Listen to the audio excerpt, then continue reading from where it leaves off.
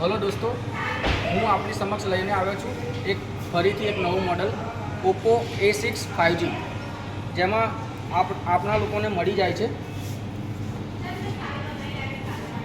7000 mAhની large battery અને 45 વોટનું સુપરહૂક charger.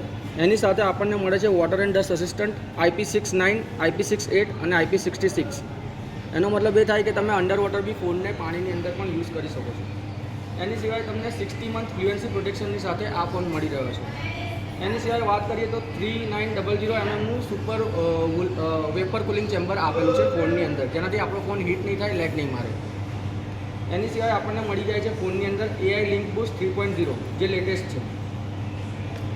MediaTek ડાયમેન્સિટી 6000નું processor છે.